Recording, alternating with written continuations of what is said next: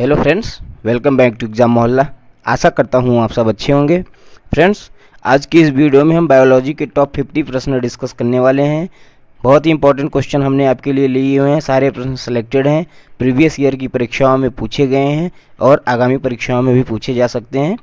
तो वीडियो में आप लास्ट तक जरूर बने रहिएगा ताकि आपके सारे प्रश्न अच्छे से क्लियर हो जाएं। चलिए दोस्तों, शुरू करते हैं पहले प्रश्न से। पहला प्रश्न है, कोशिका की खोज किसने की थी?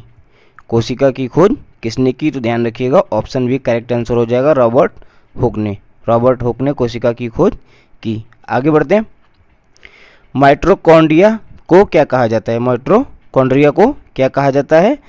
ध्यान रखिएगा, ऑप्शन ए राइट आंसर हो जाएगा, कोशिका का पावर हाउस। ठीक है, power house of cell mitochondria को कहा जाता है। इंपॉर्टेंट प्रश्न है, ऑप्शन ए राइट आंसर हो जाएगा। अगला प्रश्न देखते हैं, मानव शरीर में कितनी हड्डियां होती हैं? बेसिक प्रश्न है, ध्यान रखिएगा। मानव शरीर में टोटल कितनी हड्डियां होती हैं? 206। ठीक है, ऑप्शन भी राइट आंसर हो जाएगा। अगला प्रश्न देखते हैं दोस्तों, मानव शरीर का सबसे बड़ा अंग कौन सा होता है? वेरी इंपॉर्टेंट क्वेश्चन है, ध्यान रखिएगा इसको। मानव शरीर का सबसे बड़ा अंग कौन होता है? तो त्वचा, हमारी स्किन जो होती है वो शरीर का सबसे बड़ा अंग होता है। ऑप्शन सी करेक्ट हो जाएगा। आगे बढ़ते हैं दोस्तों, रक्त का पीएच मान क्या होता है? ब्लड की पीएच वैल्यू क्या होती है? यह भी प्रश्न पूछा गया है कई बार परीक्षाओं में, तो ध्यान रखिएगा 7.4। ऑप्शन बी करेक्ट हो जाएगा, 7.4 होती है ह्यूमन ब्लड की पीएच वैल्यू। अगला प्रश्न देखते हैं, डीएनए की संरचना की खोज किसने की थी? डीएनए की संरचना की खोज किसने की? तो ध्यान रखिएगा, ऑप्शन ए करेक्ट हो जाएगा, जेम्स वाटसन और फ्रांसिस क्रिक ने। ऑप्शन ए राइट आंसर हो जाएगा, डीएनए की संरचना की खोज इन्होंने की थी। आगे बढ़ते हैं, लाल रक्त कणिकाओं का जीवन काल कितना होता है? आरबीसी रेड ब्लड सेल्स जो होते हैं उनका जीवन काल कितना होता है? तो 120 दिन। ऑप्शन सी करेक्ट आंसर हो जाएगा, 120 डेज का उनका जीवन काल होता है। अगला प्रश्न है, मानव शरीर की सबसे लंबी हड्डी कौन सी होती है? सबसे लंबी हड्डी कौन सी होती है मानव शरीर की? तो पैर की हड्डी होती है, जांघ की, फीमर। ठीक है, ऑप्शन बी करेक्ट आंसर हो जाएगा, फीमर हड्डी जो होती है मानव शरीर में सबसे लंबी हड्डी होती है। एंजाइम्स किस प्रकार के बायोमोलिक्यूल्स होते हैं? इंपॉर्टेंट प्रश्न है दोस्तों, ध्यान रखिएगा। एंजाइम जो होते हैं किस प्रकार के बायोमोलिक्यूल्स होते हैं? ध्यान रखिएगा, एंजाइम जो होते हैं वो विटामिन होते हैं। ऑप्शन डी राइट आंसर हो जाएगा, विटामिन। आगे बढ़ते हैं, पौधे में भोजन का स्थानांतरण किसके द्वारा किया जाता है? वेरी इंपॉर्टेंट क्वेश्चन है दोस्तों, यह प्रश्न कई बार परीक्षाओं में पूछा गया है। तो ध्यान रखिएगा, पौधों में भोजन का स्थानांतरण किसके द्वारा होता है? फ्लोएम के द्वारा। ऑप्शन बी राइट आंसर हो जाएगा, फ्लोएम के द्वारा भोजन का स्थानांतरण होता है। क्लोरोफिल किसे कहते हैं? क्लोरोफिल किसे कहते हैं? ध्यान रखिएगा, पौधों में हरे रंग का जो पिगमेंट होता है उसे क्लोरोफिल कहा जाता है। ऑप्शन ए राइट आंसर हो जाएगा। फ्रेंड्स, सारे प्रश्न हमने सेलेक्टेड लिए हुए हैं, सभी प्रश्न परीक्षाओं में पूछे गए हैं, तो वीडियो को बहुत ध्यान से देखिएगा लास्ट तक। वनस्पति विज्ञान के पिता किसे कहा जाता है? ठीक है, वनस्पति विज्ञान का पिता किसे कहा जाता है? तो ध्यान रखिएगा, ऑप्शन सी करेक्ट हो जाएगा, थियोफ्रेस्टस को। थियोफ्रेस्टस को जो है वनस्पति विज्ञान का पिता कहा जाता है। आगे बढ़ते हैं, लीवर का मुख्य कार्य क्या होता है? लीवर का मुख्य कार्य क्या होता है? लीवर जो करते होता है रक्त शोधन का कार्य करता है। तो ऑप्शन बी राइट आंसर हो जाएगा, लीवर जो होता है रक्त शोधन का कार्य करता है, मेन काम यही होता है इसका। रक्त के किस घटक में हीमोग्लोबिन पाया जाता है? रक्त के किस घटक में हीमोग्लोबिन पाया जाता है? ध्यान रखिएगा, आरबीसी में। ठीक है, लाल रक्त कणिकाओं में जो है हीमोग्लोबिन पाया जाता है। आगे बढ़ते हैं, पौधों में जल का परिवहन किसके द्वारा होता है? जल का परिवहन किसके द्वारा होता है? जाइलम के द्वारा। ऑप्शन ए राइट आंसर हो जाएगा। आगे बढ़ते हैं, मानव शरीर में कितने क्रोमोसोम होते हैं? ठीक है, वेरी इंपॉर्टेंट क्वेश्चन है, ध्यान रखिएगा। मानव शरीर में टोटल कितने क्रोमोसोम होते हैं? 46। ऑप्शन बी राइट आंसर हो जाएगा। इंपॉर्टेंट प्रश्न है, यह कई बार परीक्षा में पूछा गया है। अगला प्रश्न देखते हैं, जीवाणु का अध्ययन किस नाम से जाना जाता है? तो जीवाणु का अध्ययन किस नाम से जाना जाता है दोस्तों? ध्यान रखिएगा, bacteriology. Option C right answer हो जाएगा, बैक्टीरियोलॉजी जीवाणुओं के अध्ययन से संबंधित है।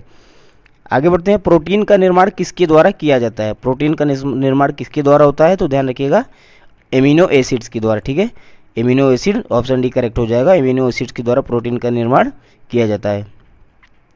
निम्न में से कौन सा एंजाइम लार में पाया जाता है? ठीक है, सलाइवा में जो है कौन सा एंजाइम पाया जाता है? तो ध्यान रखिएगा टायोलिन, ठीक है। ऑप्शन सी राइट आंसर हो जाएगा। यह भी प्रश्न कई बार परीक्षा में पूछा गया, ध्यान रखिएगा, स्टार मार्क कर लीजिएगा। आगे बढ़ते हैं। निम्नलिखित में से किसमें प्रोटीन का सबसे अधिक स्रोत पाया जाता है? प्रोटीन का सबसे अधिक स्रोत किसमें पाया जाता है ऑप्शन के अकॉर्डिंग? तो ध्यान रखिएगा सोयाबीन, ऑप्शन डी करेक्ट हो जाएगा। सोयाबीन में 42% जो होता है प्रोटीन पाया जाता है। इस फैक्ट को भी आप याद रखिएगा। अगला प्रश्न है, प्लेग किससे फैलता है? प्लेग किससे फैलता है दोस्तों? तो ध्यान रखिएगा, प्लेग जो होता है वो जीवाणुओं से फैलता है। ऑप्शन ए राइट आंसर हो जाएगा, जीवाणुओं से फैलता है। अगला प्रश्न है, मलेरिया मादा एनाफिलीज से फैलता है। यहाँ से दो प्रश्न देखने को मिलते हैं। पहला तो मलेरिया किससे फैलता है? मादा एनाफिलीज से। दूसरा, इसकी खोज किसने की थी?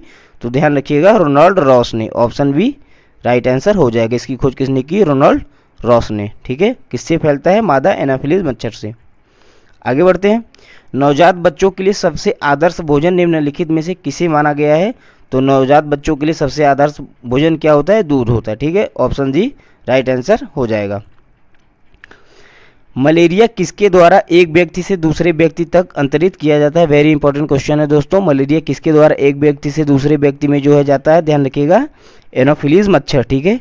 ऑप्शन सी राइट आंसर हो जाएगा। एनोफिलीज मच्छर के द्वारा एक व्यक्ति से दूसरे व्यक्ति में मलेरिया अंतरित होता है। पीलिया रोग किसे प्रभावित करता है? पीलिया रोग जो होता है किसे प्रभावित करता है? तो ध्यान रखिएगा यकृत को, ठीक है। ऑप्शन बी राइट आंसर हो जाएगा। यकृत को जो है पीलिया रोग प्रभावित करता है। अगला प्रश्न देखते हैं दोस्तों, चेचक के टीके का आविष्कार किसने किया था? वेरी इंपॉर्टेंट क्वेश्चन है, यह तो कई बार परीक्षाओं में पूछा गया है। तो ध्यान रखिएगा चेचक के टीके का आविष्कार किसने किया था? एडवर्ड जेनर ने किया था। ऑप्शन सी राइट आंसर हो जाएगा। एडवर्ड जेनर ने जो है चेचक के टीके का आविष्कार किया था। आगे बढ़ते हैं। विटामिन ए की कमी के कारण होता है। विटामिन ए की कमी के कारण क्या होता है? Night blindness. Option C correct हो जाएगा। नाइट ब्लाइंडनेस जो होती है विटामिन ए की कमी के कारण होता है।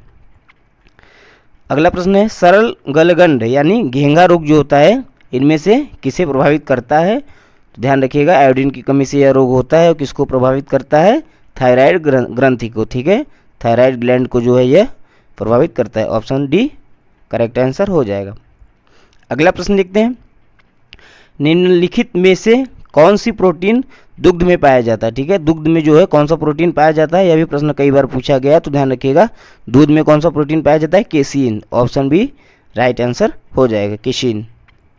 अगला प्रश्न देखते हैं साथियों, एक कार्यशील महिला को प्रतिदिन कितना प्रोटीन लेना चाहिए? कितने ग्राम प्रोटीन लेना चाहिए एक कार्यशील महिला को? इंपॉर्टेंट प्रश्न है, ध्यान रखिएगा 45 ग्राम। ऑप्शन डी राइट आंसर हो जाएगा। यह भी प्रश्न इंपॉर्टेंट है दोस्तों, ध्यान रखिएगा, पूछा गया है परीक्षाओं में। स्कर्वी रोग किसकी कमी के कारण होता है? स्कर्वी रोग किसकी कमी के कारण होता है? ध्यान रखिएगा विटामिन सी की कमी के कारण। ऑप्शन डी राइट आंसर हो जाएगा। विटामिन सी की कमी के कारण स्कर्वी रोग होता है। आगे बढ़ते हैं, जिस बीमारी में रक्त में शर्करा का स्तर बढ़ जाता है उसका क्या नाम है? ठीक है, ब्लड में जो है शुगर का लेवल बढ़ जाता है किस बीमारी के कारण? तो diabetes mellitus. Option A right answer हो जाएगा। डायबिटीज मेलिट्स के कारण रक्त में शर्करा का स्तर बढ़ जाता है। आगे बढ़ते हैं, निम्नलिखित में से किस विटामिन में कोबाल्ट होता है? किस विटामिन में कोबाल्ट होता है? वेरी इंपॉर्टेंट क्वेश्चन, ध्यान रखिएगा विटामिन B12 में, ठीक है। ऑप्शन डी करेक्ट आंसर हो जाएगा। इंपॉर्टेंट प्रश्न है यह भी।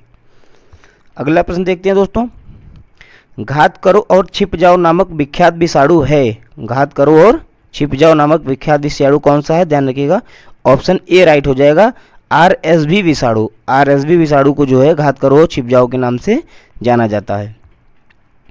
अगला प्रश्न देखते हैं, निम्नलिखित में से किसकी कमी से रिकेट्स रोग होता है? वेरी इंपॉर्टेंट क्वेश्चन है दोस्तों, IMP लिख लीजिएगा। किसकी कमी से रिकेट्स रोग होता है? ध्यान रखिएगा विटामिन डी की कमी से। ऑप्शन ए राइट आंसर हो जाएगा। विटामिन डी की कमी से रिकेट्स रोग होता है। अगला प्रश्न देखते हैं, चेचक या जिसको स्मॉल पॉक्स के नाम से जाना जाता है, इसका होने का कारण क्या है? तो कौन से वायरस से ये होता है चेचक? तो ध्यान रखिएगा वेरियोला वायरस। ऑप्शन भी करेक्ट आंसर हो जाएगा। वेरियोला वायरस के कारण जो है स्मॉल पॉक्स होता है। आगे बढ़ते हैं, निम्नलिखित में से किसका उपयोग रक्त कैंसर ब्लड कैंसर के उपचार के लिए किया जाता है? वेरी इंपॉर्टेंट क्वेश्चन है, ब्लड कैंसर के उपचार के लिए किसका उपयोग किया जाता है? कोबाल्ट 60 का, ठीक है। ऑप्शन डी राइट आंसर हो जाएगा, ठीक है, ध्यान रखिएगा। आगे बढ़ते हैं। सनशाइन विटामिन है, सनशाइन विटामिन के नाम से किसे जाना जाता है? तो विटामिन डी को, ठीक है। सूर्य के प्रकाश में विटामिन डी पाया जाता है, इसलिए इसे सनशाइन विटामिन भी कहा जाता है। ऑप्शन सी करेक्ट हो जाएगा। आगे बढ़ते हैं दोस्तों। 14 वर्ष तक की आयु के बच्चों के विकास के लिए निम्नलिखित में से कौन सबसे अधिक महत्वपूर्ण है? 14 वर्ष तक की आयु के बच्चों के लिए शरीर के विकास के लिए सबसे महत्वपूर्ण क्या होता है? तो ध्यान रखिएगा, प्रोटीन, ठीक है। ऑप्शन ए राइट आंसर हो जाएगा। प्रोटीन जो होता है बहुत इंपॉर्टेंट होता है, क्योंकि प्रोटीन जो है शरीर का विकास करता है। छीली हुई सब्जियों को धोने से कौन सा विटामिन निकल जाता है? वेरी इंपॉर्टेंट क्वेश्चन है दोस्तों। छीली हुई सब्जियों को धोने से कौन सा विटामिन निकल जाता है? यह कई बार परीक्षाओं में पूछा गया है। ध्यान रखिएगा, ऑप्शन बी करेक्ट हो जाएगा, विटामिन सी। सब्जियों को छील के धोने से उनमें से विटामिन सी निकल जाता है। आगे बढ़ते हैं। शहद में मुख्यतः होते हैं, शहद में मुख्यतः क्या होता है? कार्बोहाइड्रेट, ठीक है। ऑप्शन भी करेक्ट हो जाएगा, कार्बोहाइड्रेट। अगला प्रश्न देखते हैं। एथलीट को निम्न में से किससे जल्दी और ज़्यादा ऊर्जा मिलती है? एथलीट जो होते हैं, जो लड़के जिम करते हैं या एथलीट होते हैं, उनको जो है जल्दी और ज़्यादा ऊर्जा किससे मिलती है? तो कार्बोहाइड्रेट से, ठीक है। ऑप्शन डी करेक्ट आंसर हो जाएगा। इंपॉर्टेंट प्रश्न है, यह भी ध्यान रखिएगा। आगे बढ़ते हैं दोस्तों। शरीर में ऊतकों का निर्माण किससे होता है? शरीर में टिश्यूज का जो है निर्माण कौन करता है? ध्यान रखिएगा, प्रोटीन, ठीक है। ऑप्शन ए करेक्ट आंसर हो जाएगा। अगला प्रश्न देखते हैं। एंजाइम्स मूल रूप से क्या होते हैं? एंजाइम्स क्या होते हैं? तो स्टार्टिंग में हमने आपको बताया था एंजाइम क्या होते हैं? एमिनो एसिड ही होते हैं, ठीक है। ऑप्शन डी राइट आंसर हो जाएगा, एमिनो अम्ल। आगे बढ़ते हैं। किनमें प्रोटीन नहीं पाया जाता है? ऑप्शन देखिए, मांस, दूध, चावल और दाल। तो ध्यान रखिएगा, चावल में। ऑप्शन सी करेक्ट हो जाएगा, चावल में जो है प्रोटीन नहीं पाया जाता है, बाकी सब चीज़ों में पाया जाता है। विटामिन सी का रासायनिक नाम क्या है? जितने भी विटामिन है दोस्तों, आप एक बार उनके सारों के रासायनिक नाम जो है ध्यान रख लीजिएगा। यहाँ पे विटामिन सी का रासायनिक नाम पूछ रहा है, तो विटामिन सी का रासायनिक नाम क्या हो जाएगा? एस्कॉर्बिक एसिड, एस्कॉर्बिक अम्ल। ऑप्शन भी करेक्ट आंसर हो जाएगा। आगे बढ़ते हैं। निम्न में से कौन आयोडीन का सर्वोत्तम स्रोत होता है? आयोडीन का सर्वोत्तम स्रोत कौन सा होता है? शैवाल, सेब, मूली या गेहूं? तो ध्यान रखिएगा, ऑप्शन ए करेक्ट हो जाएगा, शैवाल। शैवाल जो होता है आयोडीन का सर्वोत्तम स्रोत होता है। अगला प्रश्न है। पालक के पत्तों में किसकी मात्रा सबसे अधिक होती है? पालक के पत्तों में सबसे अधिक किसकी मात्रा होती है? इजी क्वेश्चन है, आप सबको पता होगा, आयरन की, ठीक है। ऑप्शन बी करेक्ट आंसर हो जाएगा, आयरन की। आगे बढ़ते हैं दोस्तों। हो गए सारे प्रश्न। वीडियो आपको कैसा लगा दोस्तों, हमें कमेंट करके ज़रूर बताएं। अगर आप नए हैं तो चैनल को सब्सक्राइब जरूर करें और वीडियो को अपने दोस्तों के साथ ज़रूर शेयर करें। वीडियो को देखने के लिए आपका बहुत बहुत धन्यवाद। जय हिंद।